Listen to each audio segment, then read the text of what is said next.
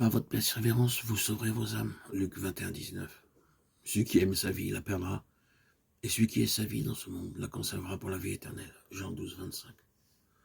Nous ne sommes pas de ceux qui se retirent pour se perdre, mais de ceux qui ont la foi pour sauver leur âme. Hébreux 10, 3, 9. Parce que vous obtiendrez le salut de vos âmes pour prix de votre foi. 1 Pierre 1, 9. En lisant Luc 21, 5 à 19, nous pouvons aisément nous apercevoir que ce passage des Écritures parle du salut de l'âme. Par votre persévérance, vous sauverez vos âmes. D'habitude, chaque fois que la Bible parle de notre salut, elle insiste sur le fait de croire ici. Cependant, il est dit que par la persévérance, nous sauverons nos âmes. Donc il doit y avoir une différence entre le salut de l'âme et le salut de l'esprit.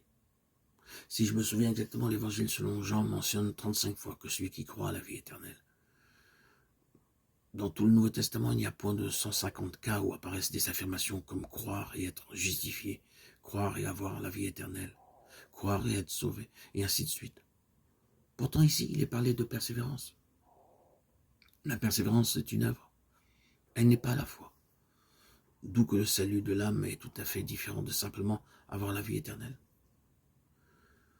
Lisons attentivement ce passage de Luc 21 et considérons comment il parle du salut de l'âme. Comme quelques-uns parlaient des belles pierres, des objets apportés en offrande qui faisaient l'ornement du temple, Jésus dit « Les jours viendront, de ce que vous voyez, il ne restera pas pierre sur pierre qui ne soit renversée. » Ils lui demandèrent « Maître, quand donc cela arrivera-t-il? Et à quel signe connaîtra-t-on que ces choses vont arriver ?»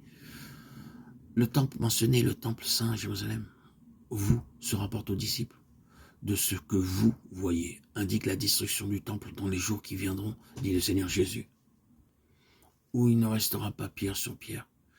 Le verset 7 mérite une attention particulière. Ici, la question semble être la même que celle du passage parallèle de Matthieu 24. Toutefois, il y a une grande différence entre elles. C'est pourquoi nous allons les comparer de plus près. Il s'assit sur la montagne des Oliviers, et les disciples vinrent en particulier lui poser cette question. Dis-nous, quand cela arrivera-t-il et quel sera le signe de ton avènement et de la fin du monde? Matthieu 24, 3.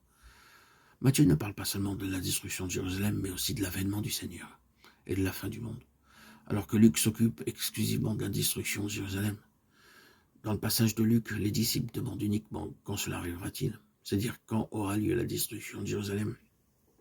Et à quel signe connaîtra-t-on que ces choses vont arriver? Il n'y a pas un mot pour s'informer de l'avènement du Seigneur ou de la fin du monde.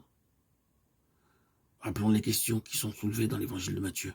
Quand cela arrivera-t-il? Quel sera le signe de ton avènement? Quel sera le signe de la fin du monde? D'autre part, dans l'évangile de Luc, les questions se portent sur un seul point. Quand cela arrivera-t-il? À quel signe connaîtra-t-on que ces choses vont arriver? Par conséquent, la question relatée dans Luc est la même que celle mentionnée dans Matthieu pour la première partie seulement.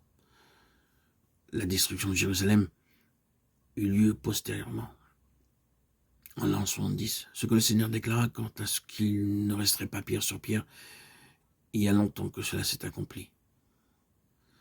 Jésus répondit, prenez garde que vous ne soyez séduits, car plusieurs viendront en mon nom, disant c'est moi, et le temps approche. Ne les suivez pas. Quand vous entendrez parler de guerre et des soulèvements, ne soyez pas effrayés, car il faut que ces choses arrivent, premièrement. Mais ce ne sera pas encore la fin. Luc 21, 8, 9. Ici, le Seigneur avertit ses disciples de prendre garde durant la période de la destruction de Jérusalem, qui allait arriver bientôt. L'histoire de l'Église prouve qu'après l'ascension du Seigneur Jésus, plusieurs affirmèrent faussement être le Christ. Et ainsi, le Seigneur voulait que les siens sachent que bien que plusieurs viennent proclamer faussement être le Christ, et quoi qu'il y ait des nouvelles de guerre et de tumulte, la fin sera encore à venir.